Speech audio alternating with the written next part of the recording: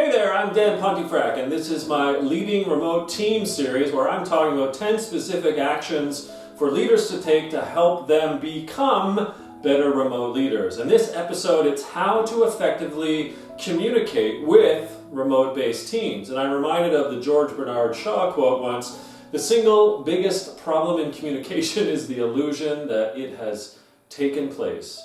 Indeed, even more so when you and your team are now working from home." So here are kind of my top 8 or so effective leadership communication techniques. Some of these are pretty transferable to face-to-face, working from the office setting, but I still think these have a definitive stance for you to consider as you are contemplating, or in fact probably already working from home with your team. First of all, don't beat around the bush, right? When we looked at another episode about the assertiveness and cooperation curve, how assertive and clear you are in terms of where things stand, where things are going, in terms of your online and your written communication is going to be critical in this time of need. Employees need you to be clear, to be concise, to be succinct, but you also need to be kind. So in your communication style, remember those bits. And I love this one for me, I guess, though that's weird. Content isn't king, but context is king. And really what I mean by that is sort of connecting the dots between the goals, the team's priorities, your objectives, right? Making it all make sense, even more so now, because again, you're not going to have those face-to-face collisions. You're not going to be able to remind people as they're walking past your desk or in the elevator or wherever.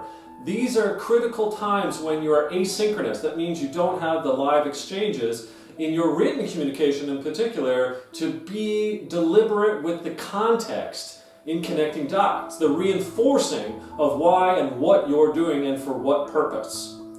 Then, of course, I think there's an informal and social opportunity here for you as a leader in your communication style to send random texts and emails and DMs and IMs and whatever it is that you're using from an asynchronous perspective. Those random acts of kindness, of feedback, of curiosity, of concern, it basically says, "I'm here for you." And when the employee receives that out of the blue, particularly given he or she may not have seen you for a while, gosh, is that going to feel good. Now don't overdo it, obviously, but just once in a while, just reach out and kind of send something out. Maybe it's a joke, maybe it's consideration, whatever, maybe it's feedback, maybe it's just, "Hey, how you doing?" That's going to go a long way with your credibility. Now, we've talked in a couple episodes about this. Don't let, as much as you're sending an IM, a DM, and an email, whatever, don't forget to use the phone. And when you use web meeting-based technology, put the webcam on. So it's okay to sort of dial someone up, and use the thing that used to be a phone, which is now essentially a walking computer in your pocket, and pull that thing out.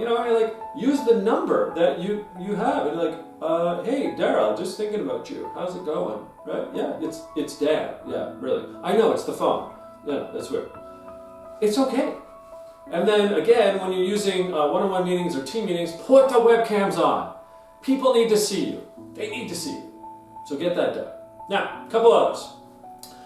You can get a little too wordy, a little too verbose, right? When you're working from home because you're not seeing people. So you think you need to actually say more than what you actually should.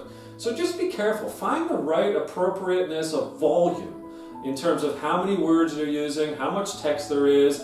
Don't write books and books of emails and texts. It's just, people are like, "Oh, whatevs," or I should say this, whatevs. Don't do it. So just look for a happy medium, right? To be succinct and concise and explicit, but also not boring people to tears where they're not going to read anything that you've said. Also, in terms of how you lead and in remote terms, don't dumb it down. Don't be that leader who thinks that your team isn't smart and professional and can take it. You've got to be kind of firm. You've got to be transparent, and you've got to be timely with those communications. Because if people are working from home and sort of waiting, is he ever going to do anything? They're going to question your credibility. So get in front of it and make sure as well that you're succinct and, again, it's not dumbed down. Don't just use email. Please, or don't just text people.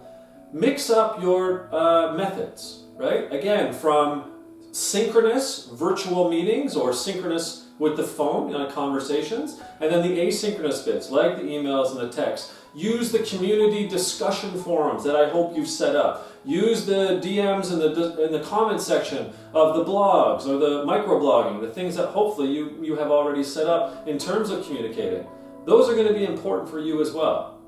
And then lastly, for me, the art of better communication is stopping to check in on the process of communication itself. So ask your team, hey, how's it going? How is the communication going from me? How's our communication going? Should we change anything? Is there too much? Is there not enough? When it's the unknown, when you're not asking the question, how are we doing with our communication, you can assume that there's going to be people that are ticked off because it's not working for them. Now, yes, you should establish team norms up front and understanding people's needs for how communication should occur. Assuming you've done that, you still need to check in. The last bit here is what I call PEG. Pause, examine, and go. So this means you're not just flying off the handle when things go wrong, or you're not just sending out 30 million emails and expecting responses right away. You're pausing. You examine what's needed, and you take action. You go. Now, the flip side is you can't just hide back at your home office and not react and not engage and not say anything. But it's this balance of the pausing, the reflection, examination, of course, and the going.